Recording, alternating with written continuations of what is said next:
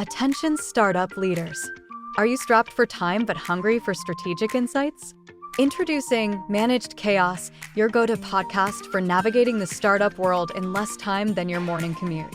Join us as we share expert advice, real-world examples, and actionable strategies to help you scale your business, allocate resources effectively, and achieve visionary results.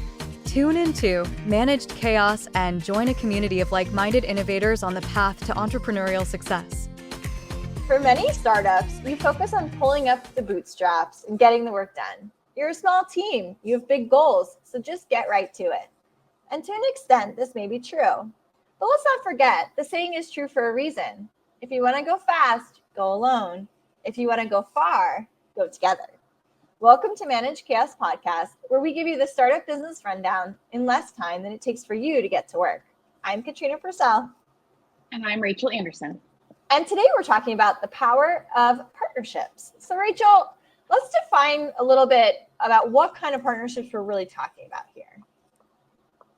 A lot of early development businesses, so think startups, sometimes even SMBs, depending on how big you get, think of partnerships often as more of a responsibility for building the business. So really sharing the burden of putting things together. And that could look like a business partnership or a co-ownership, lots of different structures. But the one thing that I really want to focus on today aren't those kinds of partnerships. They're the kind of partnerships that are complementary to your business, or maybe they're complementary people or skills who can really mutually benefit from sharing either a product or a service or even an audience. And that one I think is the really key one for most of these partnerships. And so this kind of partnership can be really critical to allow you to expand markets, think of new ideas, share some sort of, again, mutually beneficial, that's the key word there, goal or idea. I'm going to take an example from my own kind of career before I got all the way into consulting. But years ago when I was working at Red Hat, it's an open source software company. They do a lot of selling a service, a SaaS a kind of portfolio. They partnered with IBM to have a hardware version of what they could put their product into and offer. And it was an incredibly strong partnership. They had it for about 20 years. And then that partnership eventually ended up into a merger. And they came together as one company. And now that's how we have IBM and Red Hat today. And so that's a really excellent example from probably one of the most ideal pie in the sky kind of ways to think about a partnership. I don't think that's the norm, that you work together so long and then end up going into business together. Certainly possible, obviously. But that kind of partnership, they both had something unique that was offered to each other that benefited them to work together and have some sort of offering that mutually benefited both parties. Yeah, and I think it doesn't even have to be, so it's a great example, but it doesn't have to be that big either. So our partnership in putting together this podcast and being able to bounce ideas off of each other, we have very similar clients, very similar people reaching out to us. And that's sort of where the idea even for the podcast came about, because we were talking about different challenges that customers were having and really being able to have a thought partner and someone that you can and sort of go to when you're having a down day or you're having a good day and share the wins and the losses with. And so it doesn't have to be sort of an overly contracted partnership. It can also be something where you find someone who kind of has complementary skills and you just see where things go from there. Yeah, that's absolutely true. And I'm glad you brought that up because I think that sometimes we overlook the simplicity of organic partnership, which is exactly what you're talking about. We just sort of came together and things aligned and we had all of those similar kind of goals and customers and clients and offerings, and that really made it strong. So it really could go either way. It can be an organic partnership. It can also be one that you intentionally look for to try and enhance something that you want to accomplish. So partnerships are definitely not easy though. So what should leaders be looking for when they're kind of ready, or how do they know they're ready to go into a partnership? How do they evaluate a potential partner? Yeah, partnerships take a lot of work. I mean, you yes, think of all the positive potential outcomes, but there takes a lot of time and effort and resources and conversations all things that don't necessarily have to do with money to also build into that partnership. And so the first thing you should look at is, what are my goals for having a partner in general? Or if it gets a little bit more organic, as that partner's coming to you, you could say, what would be my goals if I went into some sort of partnership with that person or that business? And from there, really try and, at least, from a high level outline perspective, what are the things it would entail you to do, you or someone in your business, in order to make that partnership successful and those goals accomplished? And so if you're thinking through, tasks or responsibilities, that could look like, oh, well, we need social content for the world to know that we are having this mutual offering. Or maybe it is, we need a web page people can go to that contacts both businesses. Or maybe it is, we need a financial document. If this is a really formal partnership, we need a financial document that outlines where this partnership comes together, how this really works and relates to each other. And all of those tasks or responsibilities create different people's work, right? Like, they're not all done by the same employee. And so looking at, here's all the things it would take to accomplish these goals, here's the kinds of people we would need to do those, and then deciding, do I even have the resources from the broad sense to accomplish this? Do I have the time, the effort, the people, the bandwidth to make this a really successful partnership? So I would say clarity is going to be a really important part of this. And I also want to kind of make a little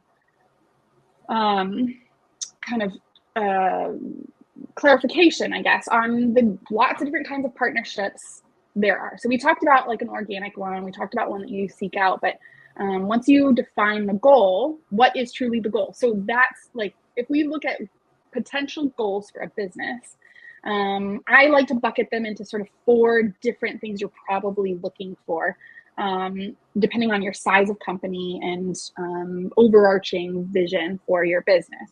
You're going to have a potential complementary partnership. So you're going to partner with a company that maybe has a product or a service that's really complementary to yours. So thinking, I try to think of really famous examples. So like Apple and Nike.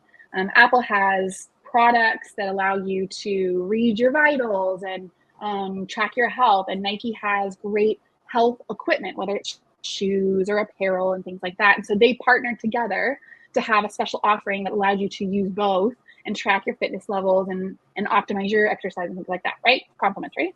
We have kind of market expansion. So I want to get somewhere new, or I want to break into a market, whether that's an industry or an area that's maybe not accessible to me right now. And I think a great example of that is Starbucks and Pepsi. And so Starbucks has great coffee, was ready to expand into the marketplace, like a retail store. And PepsiCo has the relationships with all the different retail outlets. And so they partnered together so that Starbucks could take advantage of where Pepsi was already placed within retail, right? So great, market expansion, now you're available. It is a good one, but I do have to note I'm definitely Team Coke over here, so. Oh, I know. I thought that would be a good one, because I'm definitely Team Starbucks. Again, this is why we're a good partnership, right? Like, it's simpatico. Yeah, so that's a great one. No disrespect to the PepsiCo. So then you have innovation. So you want to do and try something really new. So Tesla a few years ago partnered up with Panasonic to change the way that their batteries were produced and kind of change that. And then finally, you want to just share resources. And that's something that you and I do as well, is we just try to make sure that when one of us finds something incredible that is a good resource, we share it with the other person.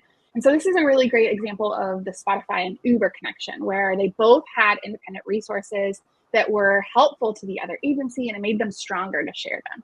So I know it's kind of a lot in what makes you ready and what are the goals you're looking for, the kind of structured partnerships you could find. But I think that's a really important place to start, is thinking about what is my goal to accomplish? How is this partnership really structured in my mind, whether it's complementary or kind of sharing resources? And then finally, do I actually have the things I need to be able to do this well? So the main thing, and we've talked about this on multiple episodes, that you need to know going in is clarity and understanding the goals and the outcomes you're looking for. And I don't know if we can really underscore that enough, that we've talked about that on multiple episodes as being the first thing you really need to understand is clarity on what you're looking for. What do you want the goal to be? What are you looking for that outcome to be? And really then kind of hitting the ground running once you know that. So I think oftentimes we kind of get started and then we're like, oh, wait a minute. What's the goal here? What are we trying to accomplish? Yeah. And your team feels that, your potential partners feel that. So really having that clarity going into the conversations. You've already started digging in a little bit to the benefits of partnerships, but what should people be looking to get out of some of these strategic partnerships? What are the things that, would drive someone into one, and how could they know it's successful? Yeah.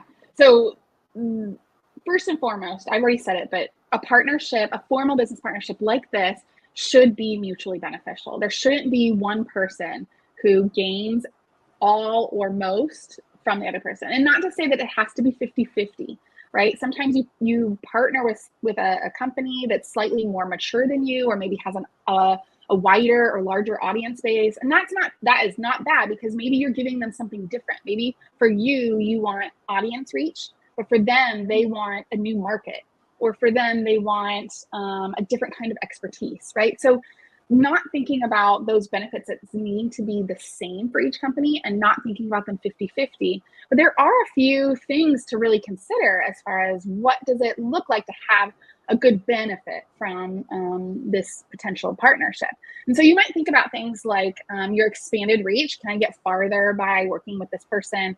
Enhance credibility. If you're new to the market, can you partner with someone who maybe has been around a little bit longer, even if you're maybe at the same stage of business? Is it cost effective to do this? And that could be marketing centered. That could be sales. Like, do they allow me to be more scrappy? Maybe it's access to an SMB, a subject matter expert, or new kinds of insights. I think a lot about energy for some reason right now. It's such a new field. People are developing so many crazy ideas. I saw something the other day that was like a new product out in the middle of the ocean that's harnessing like tides and sun and like all these things. It kind of sounded far-fetched, except it was a whole industry and like motion that they were starting. And I was like, this is so cool. Like, so many new things could come from this. And then opportunities for cross promotion is probably the most popular, I would say. We see this basically with influencers, right? This is basically what influencers do. Big companies find them, and they're just looking for opportunities to cross promote and get kind of enhanced reach. And then finally, fostering a long-term relationship. And I'm only going to touch on this briefly because this could be a whole person's job. It is a lot of people's jobs, and it is a whole nother like series of podcasts. But these fostering of a long-term relationship can be really important because as you put together one partnership, that might open you to opportunity for another partnership and another partnership. And all of those might go on at the same time. And this becomes an entire business strategy. No longer is it just an isolated partnership you have, but it could be a part of your overarching vision to use partner marketing to achieve some of your goals, to see revenue, to capitalize on all kinds of benefits. And so that is really a huge potential one to think about as you scale your business. Right. And I think it's sort of about, it's the clarity and then creativity, right? So, you don't necessarily have to follow a traditional path. You don't have to look at other businesses and see how they've done it. You could be creative about who you approach for partnerships. You're correct. And a lot of companies, this is a whole job. This is someone is out there thinking about who are service providers that we can partner with, or who are potential customers even that you could partner with to have them do a proof of concept, or really be able to have them get you into their networks. And so it's a field that definitely has actually become a role and something that is very important in sort of how you think strategically about building your business. So we'll leave you with clarity, outcomes, and goals as the things that you should be the most worried about. And we will see you on the next episode of Managed Chaos Podcast. This was another informative episode of Managed Chaos, the podcast for startups. You can find us on all of your favorite podcasting apps, as well as on Instagram and YouTube, where we are at Managed Chaos Podcast. For additional resources or to continue the conversation, you can find Katrina Purcell and Rachel Anderson on LinkedIn.